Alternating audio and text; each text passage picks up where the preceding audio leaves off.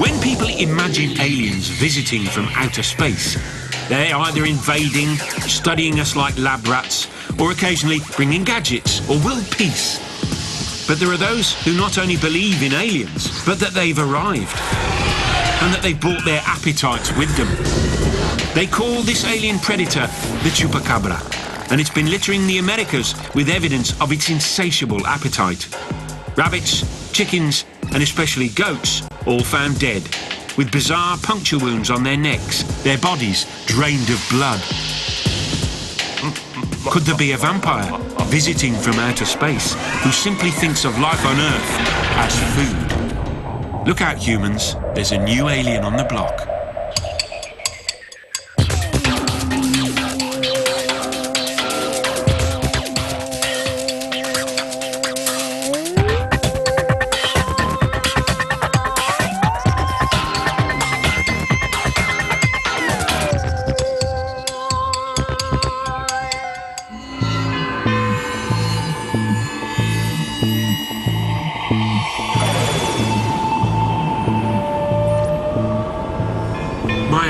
Florida, a place where the American dream goes on holiday, but the dream is turning into a nightmare. This coastal paradise seems to have been visited by something they call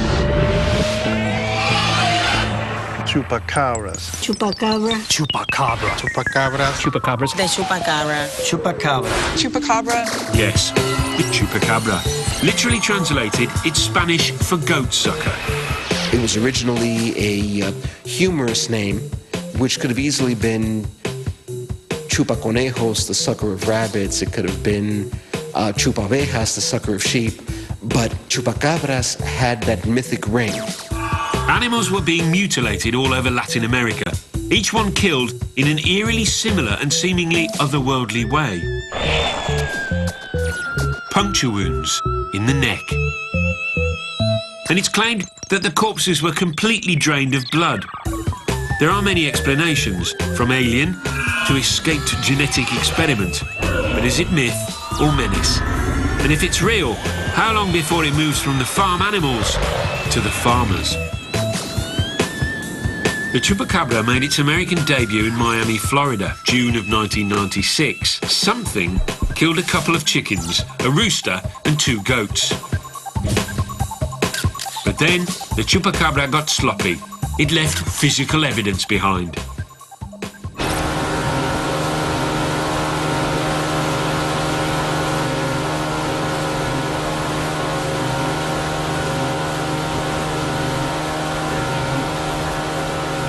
The man who collected that evidence in Miami is Dr. Virgilio Sanchez. A trained lawyer, he's also a dedicated UFO investigator. But it took a long time to convince him there was any truth to tales of the chupacabra.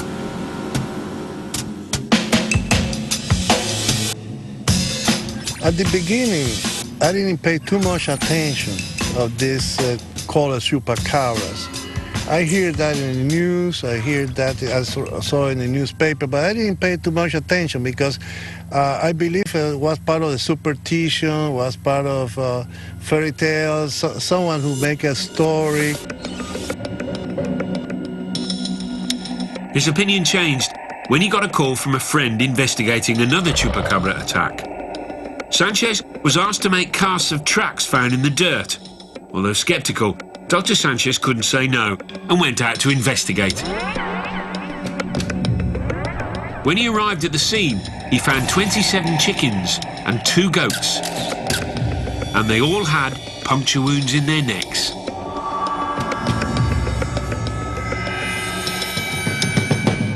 This was very peculiar and took my attention that this is not a regular predator attacking this animal. The farmer pointed out to Sanchez where the footprints were left in the sand. For some reason, he didn't think to take the corpses to prove they were drained of blood. What he did do was make a cast of the unknown paw print. As you can see, it's big enough, it's bigger than a dog or any non-pet animal. It could be a panther, or it could be a lion. And there is no lion or panther here in the Everglades or in Miami. You can see it next to my face how big it is compared to my face. And from this point forward, he was convinced there was something to this chupacabra craze. He interviewed witnesses, and each one described eerily similar characteristics.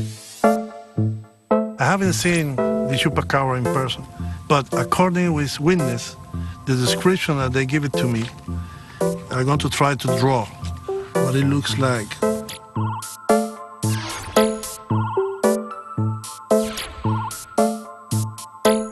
More or less, this is what I got.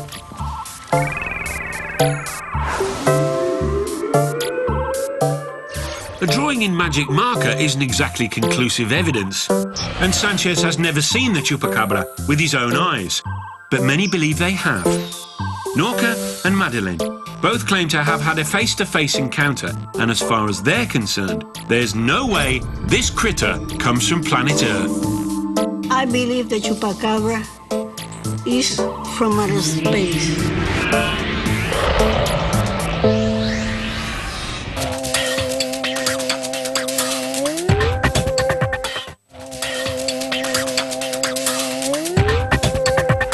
Over the weekend, residents here found strange footprints on their property, which led them to this gruesome sight. Their prized pet strangely and savagely mutilated. It's called the chupacabra. It sucks the blood out of goats and anything else it can sink its extraterrestrial fangs into. When livestock in Miami was found dead with puncture wounds to the neck, UFO hunter Dr. Virgilio Sanchez insisted that this was caused by an animal unknown to science, an animal which may just be out of this world. At this point, I open mind to whatever it is, this animal. I know it's a physical animal, but I don't like to speculate. But based on our physical evidence, based on our eyewitness reports, based on the accumulation of all this information over the years, I can assure you we are dealing with an animal, a physical animal. Dr. Sanchez was starting to make the news with his chupacabra research, but he wasn't the only one seeking the media's attention. Also keeping a keen eye on the Miami attacks was Ron McGill. In his 25 years working at Miami Zoo, he'd seen lots of animals, but he'd never seen anything like a chupacabra. The first time I really started hearing in depth of what the chupacabra was when I started seeing some very scant newspaper reports, you know, back page, small paragraph type things. And then it started picking up more and more in the news here. We have a large Hispanic community in South Florida, and it seemed to be getting a little closer to the front page as opposed to the back page. Well, then all of a sudden my curiosity really started to take hold. I needed to find out what was going on here. I started going on the internet, and I found just this plethora of information on this chupacabra. I mean, it had taken a life of its own on the internet. But then there was this big attack that people were saying was a chupacabra, so the media called me up and I went out there to meet them. When McGill arrived, he looked at the evidence and developed a much more straightforward explanation. What happens is people have pet dogs or stray dogs that they let loose, and dogs instinctively develop packs, and they become feral packs of dogs that sometimes will kill for fun. And I said, you know, this is a dog attack. As I was saying that, and the news cameras were on me talking about that, all of a sudden, this elderly Hispanic woman was in the back area on her porch, and she said, "No, I saw it. It was the chupacabra." And she did this thing where she got up and she went, and it walked like this, and it had big glowing red eyes. And of course, every news camera just went right to her. And that was the tease, the lead for the 6 o'clock news that night. It made great television. It really did, I've got to admit. And that's when the whole lid blew off the top here. I mean, the chupacabras in Miami, they had theme songs, they had T-shirts, they had bumper stickers. It had become a phenomenon. The chupacabra had become an unlikely media darling. All of Miami seemed to be asking, what is it? Scream, it just... I personally don't believe in the chupacabra. I think it's just a big hoax. It seems to be pretty real. Dogs are a plausible explanation. Although, wouldn't dogs be more likely to tear flesh, not just puncture it? Even harder to discount are the witnesses who describe seeing the chupacabra, not just the animals it's left in its wake. It's all just conjecture. What we need is irrefutable evidence, like DNA. To his credit, Sanchez claims to be interested only in the truth, so he's sending his samples away for forensic analysis. Will the evidence back up his hunch that we're dealing with something extraterrestrial? If the result came back and showed me that this belonged to a dog, a normal animal, I close the investigation and go home because I learned the truth. These are some of the hair samples Dr. Sanchez collected from a reported chupacabra attack in Chile. This is Lindsay Weiss, forensic scientist from the Wildlife Laboratory at Trent University, Canada. She will test the DNA structure of Dr. Sanchez's hair sample. Her test will tell us just what species this hair sample comes from, unless, of course, it's a species unknown to this planet.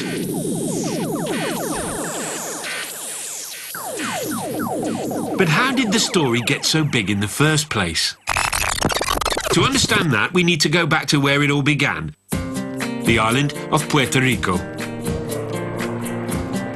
In the summer of 1995, Puerto Rico's big news story was the weather.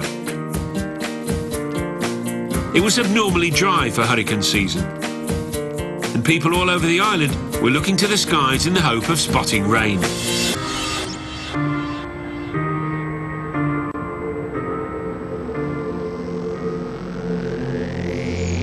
Then the drought story was kicked off the front pages.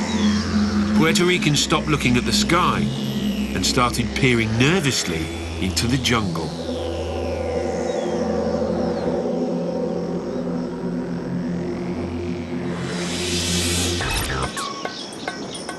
Two hours outside of Puerto Rico's capital, San Juan, is the small town of Canovanas.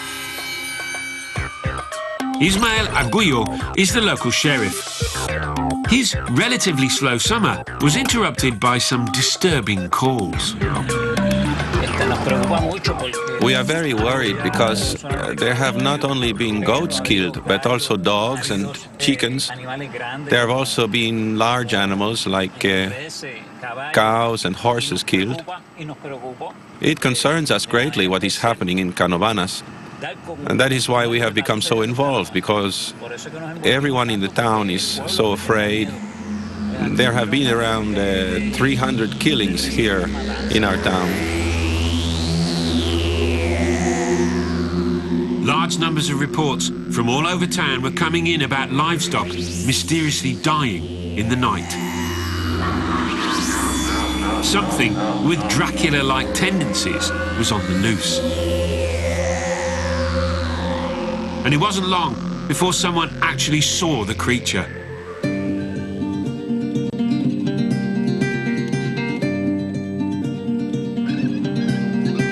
Madeleine Tolentino and her mother were the first witnesses of a bizarre creature that started a wave of panic in Puerto Rico.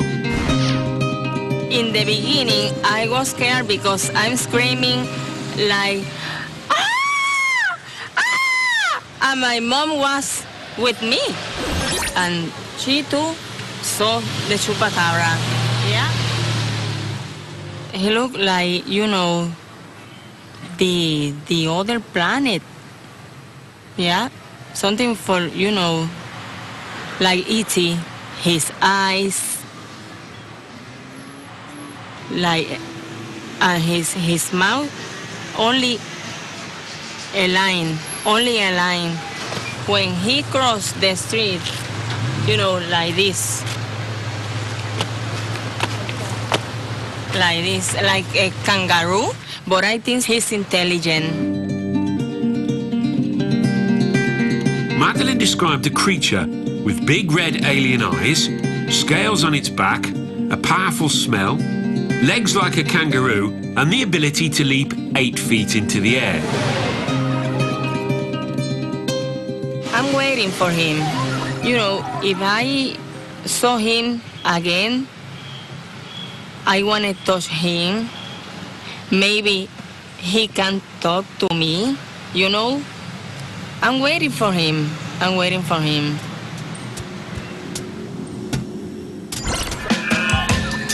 Her description fed the idea that the chupacabra was from outer space.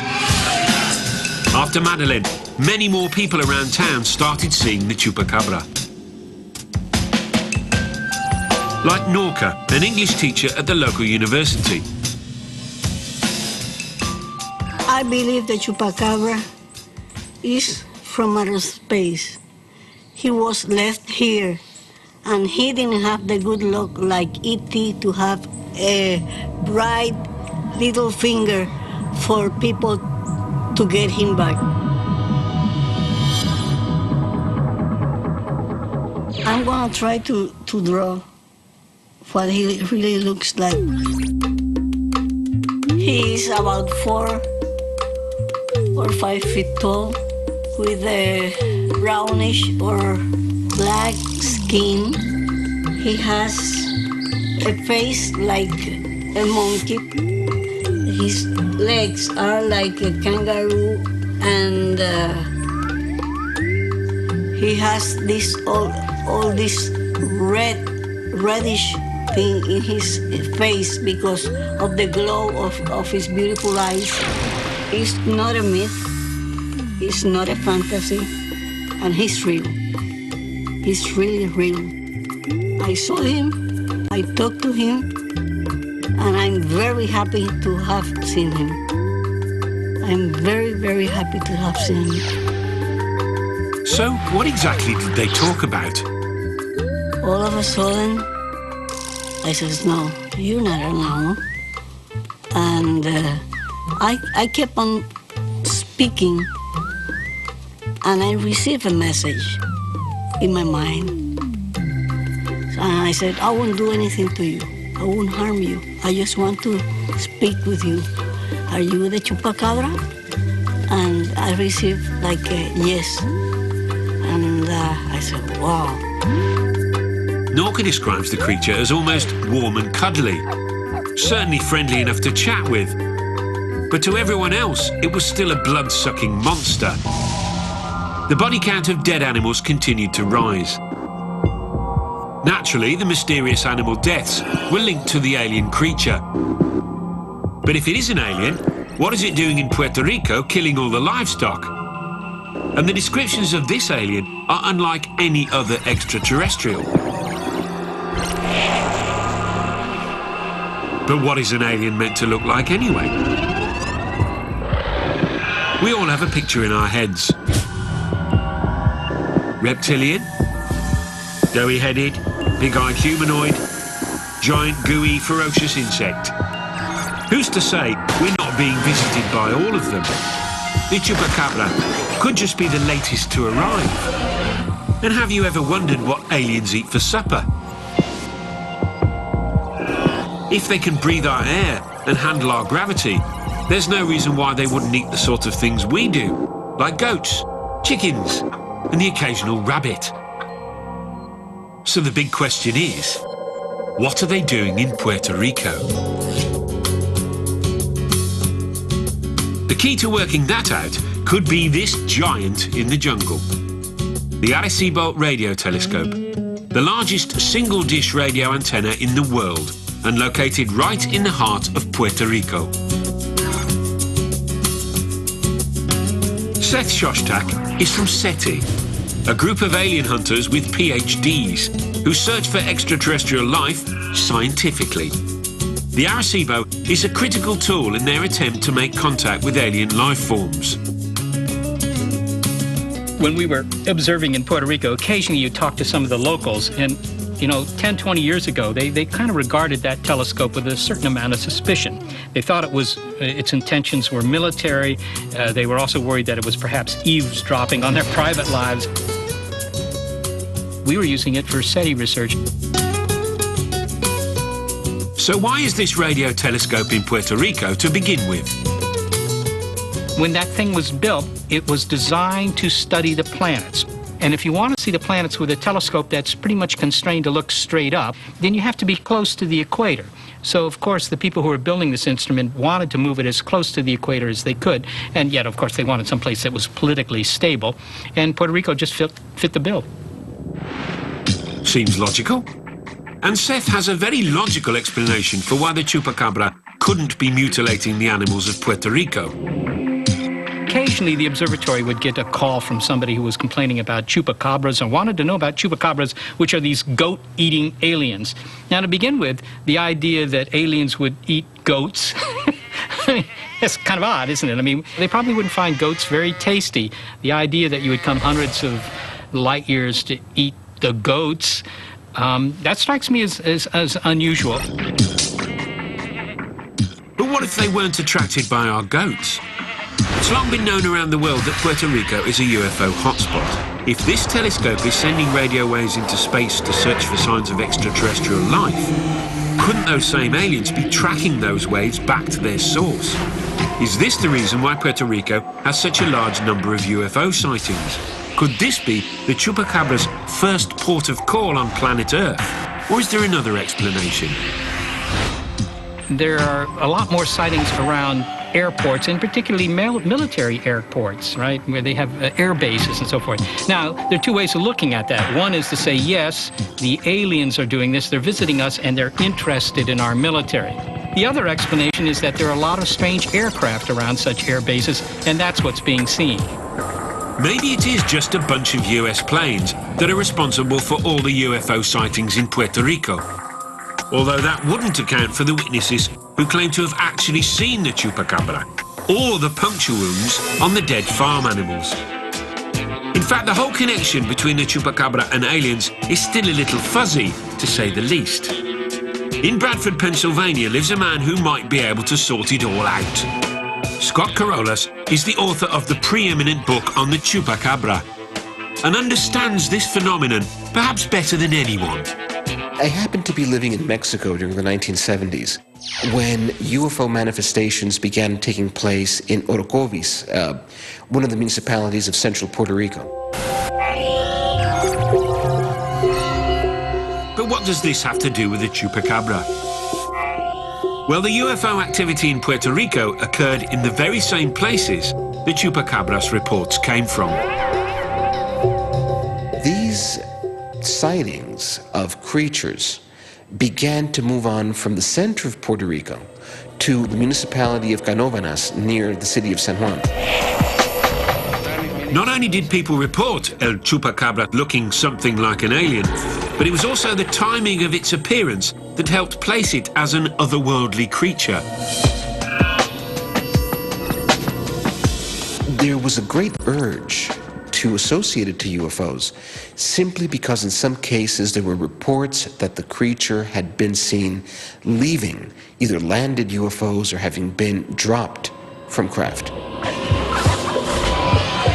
If he did get separated from the mothership, he was certainly on the move once he hit the ground. At shocking speed, chupacabra sightings leapt from Puerto Rico across the Gulf of Mexico to Central, South and North America.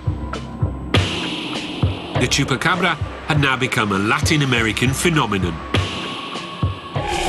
The question is, how on earth did it get around so quickly?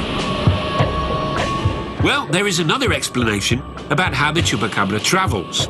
It's all to do with the fundamental nature of the universe.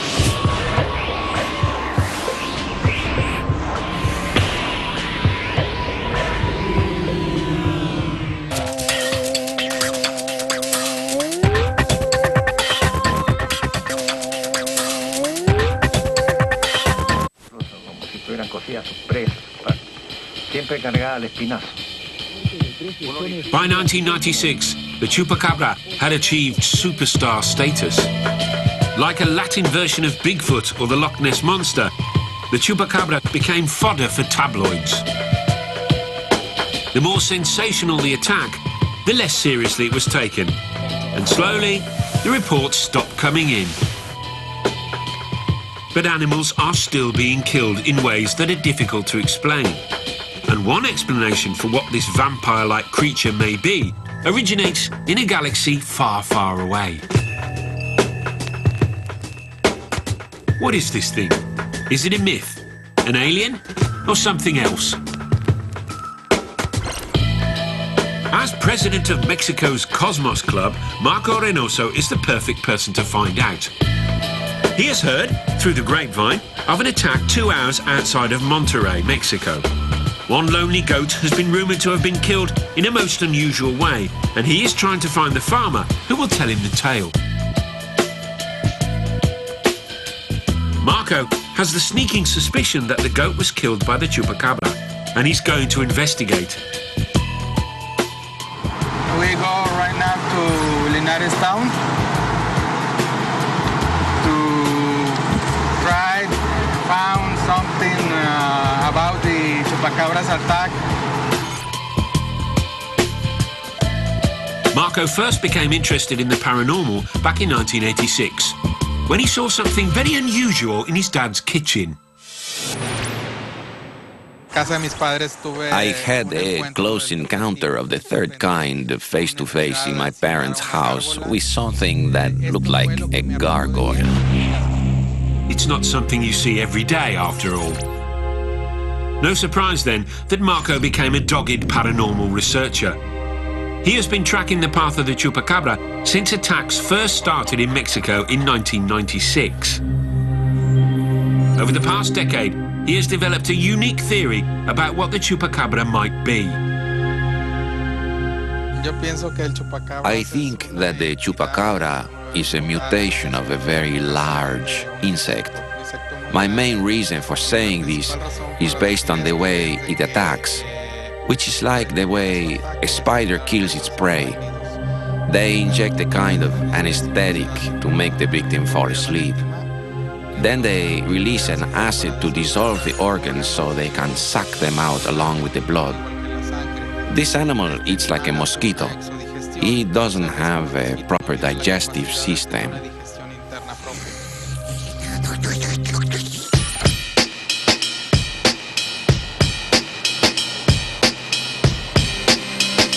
Marco continues his research and hunts the chupacabra like a private eye. Disculpe, una construcción que una tienda del maestro, ¿por dónde está?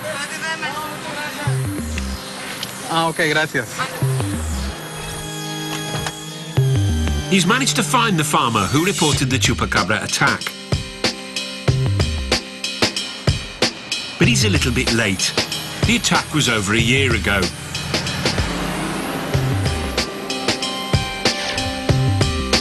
If there was ever any evidence, dead animals, tracks, hair samples, it's not there anymore. It's long gone. Once again, Marco's investigation has led him to more dead ends than dead animals. It's just another day in the life of a chupacabra investigator. But now we have 3 possible explanations for what the chupacabra is. It's either from outer space, a dog, or a giant mutant mosquito. A giant insect might be an ingenious way of explaining the puncture wounds and lack of blood, but it still doesn't explain how the creature managed to leap from Puerto Rico to half of Latin America in the matter of 1 year.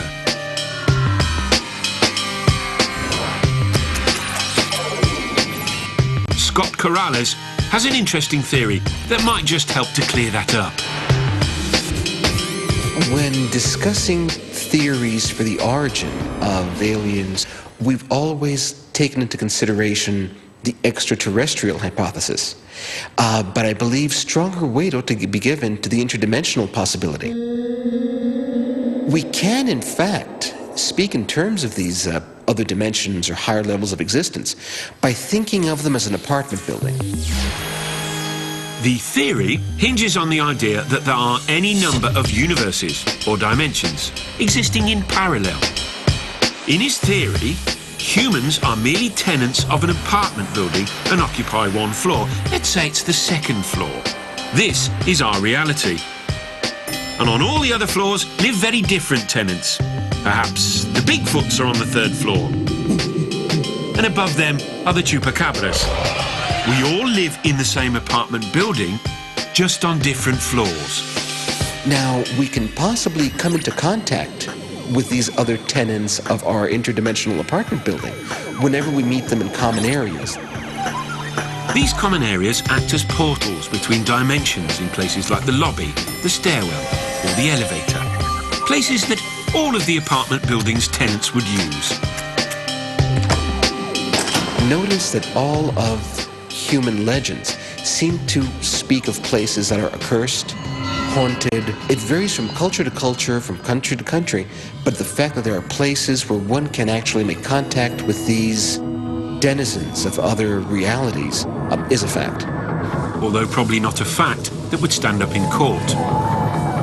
Nonetheless, Corrales is firm in his conviction that one of these common areas is the El Yunque rainforest in Puerto Rico. And with over 28,000 acres, there's a lot of room for a chupacabra to hide.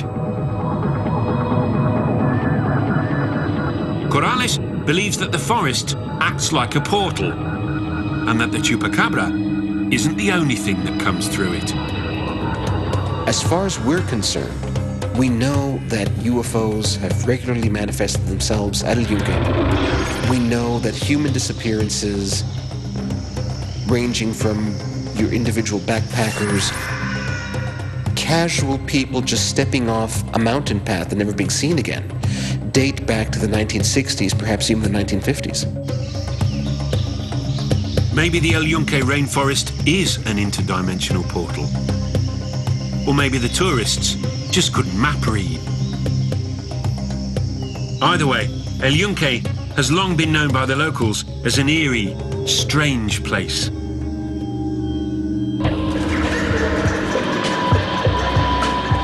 But perhaps hiding under all this paranormal mist is yet another explanation for the chupacabra. And all the signs lead directly to Uncle Sam.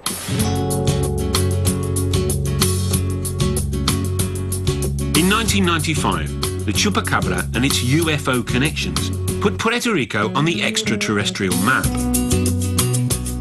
But there is one man who believes that El Chupacabra is very much homegrown.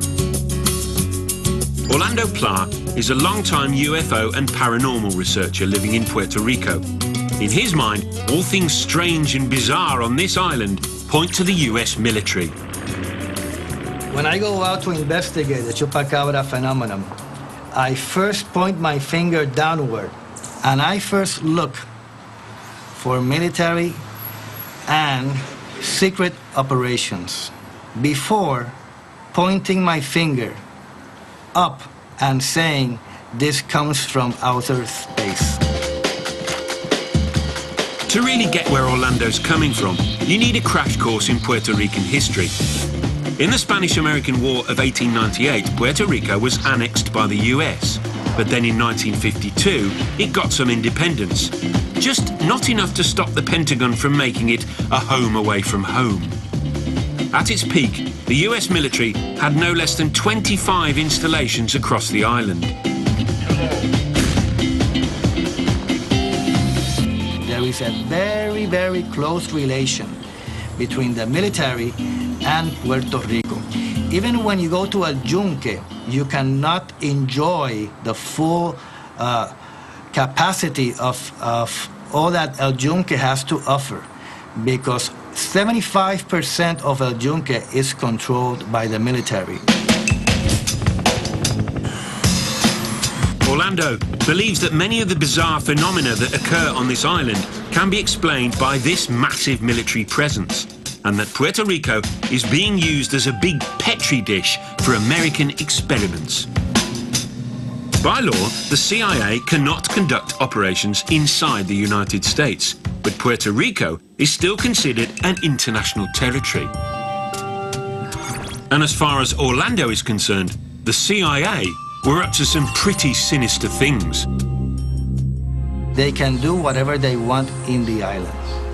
Back in the 50s, without making any precautions, without telling anybody, they started experimenting with contraceptive agents on the Puerto Rican women. This is true. Puerto Rican women were given birth control pills that were still highly experimental, and basically they were used as guinea pigs. But that's not all. Back in the 60s, El Yunque had experiments with the notorious Agent Orange. This is also true. The jungles of Puerto Rico were very similar to Vietnam, and the US military wanted to see if their deforesting agent would work. But here's where it gets really interesting. In World War II, the CIA created a mythical creature that would eat you alive and suck your blood so that the Japanese soldiers did not fight in the jungle. And there's some truth in this one too. When American troops were fighting in the Philippines, they heard the legend of something called the Aswang vampire. The US military exploited the vampire myth by draining the blood from killed soldiers and leaving their corpses on display to strike fear into the enemy. Orlando goes one step further. He believes that the CIA actually tried to create a blood-sucking monster. Orlando believes experiments actually took place and that the chupacabra is the result. How do we know that a chupacabra attack or a mutilation attack is for real? Okay, we have to look at what is going on around the scene of the mutilation. When you start seeing government people around, when you start seeing the civil defense, when you start seeing SWAT teams, when you start seeing military personnel, when you start seeing search parties, you know that the attack is for real, that something very strange is happening, because the government is not going to invest thousands of dollars for a wild dog that entered the yard and killed a couple chickens.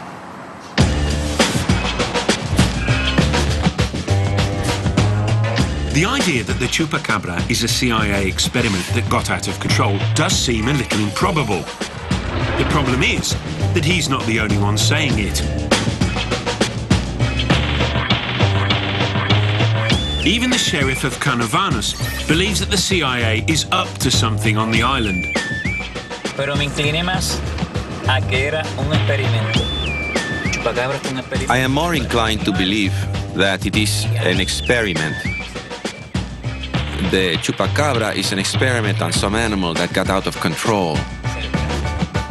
And what they created managed to escape.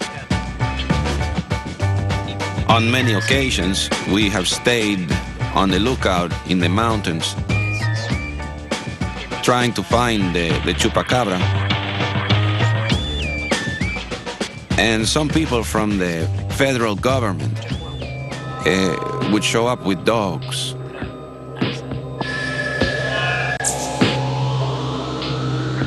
It is perhaps a little suspicious that a sheriff wouldn't be allowed to run training exercises in his own country's largest national park.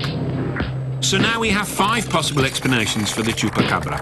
1, it's an alien. 2, it's a dog. 3, it's a giant insect. 4, it's an unfriendly neighbour in our interdimensional apartment building. 5, it's an escaped CIA experiment. But there isn't any proof, just theories.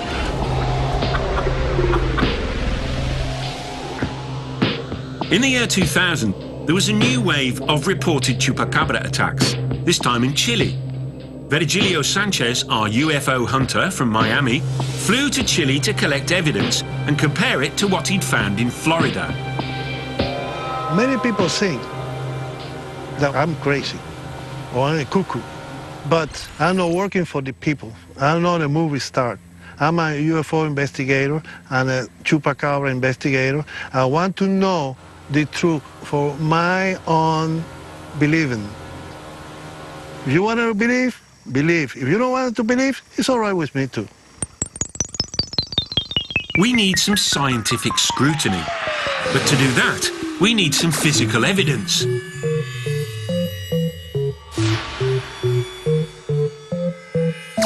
Dennis Murray is a professional tracker, and he also holds the Canadian Research Chair in Terrestrial Ecology. He has agreed to examine some of Dr. Sanchez's evidence. Since very early times, humans have been captivated by the idea of mythical creatures, but in my assessment, this cast looks characteristic of a dog or an animal from the dog family, the canid family. And the reason that I say that is because it's got characteristic 4 toe pads, and also it's more or less symmetrical. So if you were to draw a line down the middle of the print, you'd more or less have reflecting sides. We also gave him a series of photographs of other casts collected by Sanchez. Murray is adamant that each and every one is, well, a dog. So based on the evidence that we're seeing in the photographs as well as in the plaster cast, there's no reason to believe that this animal would come from anywhere else than on Earth. Well, that's pretty definitive. But remember this? If the result came back and showed me that this belonged to a dog, a normal animal, I closed the investigation and go home because I learned the truth. Dr. Virgilio Sanchez is putting his research on the line. We are testing the DNA sample he provided, and the results will be conclusive.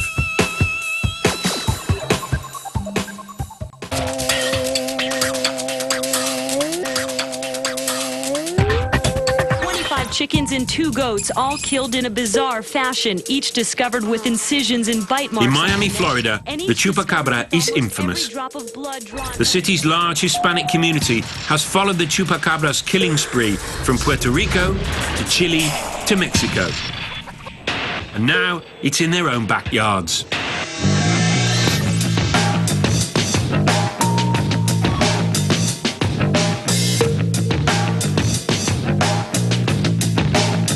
It's not mythology, it's not a legend.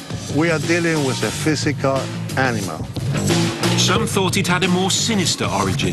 The chupacabra is the product of an experiment of the United States. Others were convinced it had been left behind by alien visitors. I believe the chupacabra is from outer space. Many are concerned not only for their livestock, but their own lives.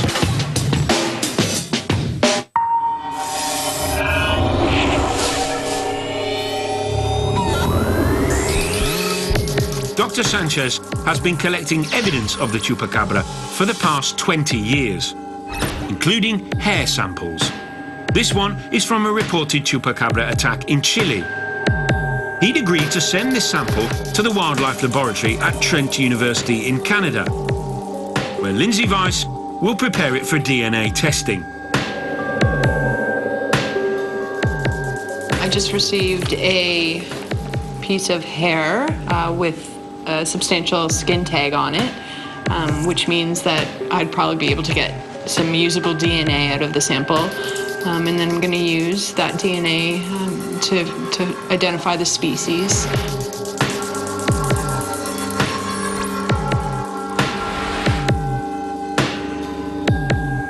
First, she has to extract the DNA, then amplify and visualize it. Sequencing is next, and this is the real key. The sample sequence will be compared with DNA sequences from all known animals.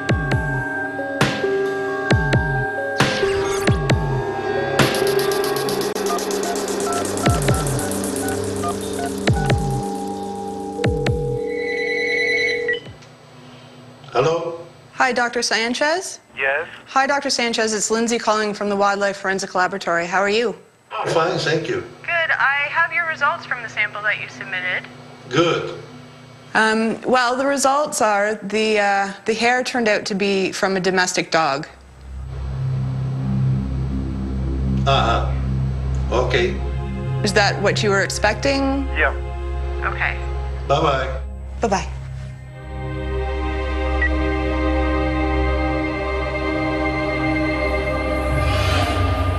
So, it was a dog after all. But that doesn't prove that dogs are responsible for all reported chupacabra attacks. We will keep sending these samples for different labs to find out the truth. It doesn't sound like Dr. Sanchez is giving up on the chupacabra just yet, and there are many more still convinced that there is an alien creature on the loose. Back at the Miami Zoo, Ron McGill knows his simple explanation has a hard time getting heard. This is the chupacabra, the flying goat sucker with big glowing red eyes, because it's passionate. It's a great story. And I think it will be that way for generations to come. I think the chupacabra is going to be spoken about my grandchildren and my great-grandchildren. They'll talk about the chupacabra, and hopefully they won't look at me as the big fuddy-dud in the whole thing. But reports of strangely mutilated animals are still being filed. Dog attacks could explain why they were killed, but not eaten. Maybe even the puncture wounds in their necks. But no one has fully explained the reports that the animals were found sucked dry of their own blood. The witnesses continue to believe, and the carcasses keep piling up. Planet Earth is a very big place. It would be arrogant to believe humans have seen everything on it. It's quite possible there are undiscovered species here, living amongst us. And who knows for sure where they came from.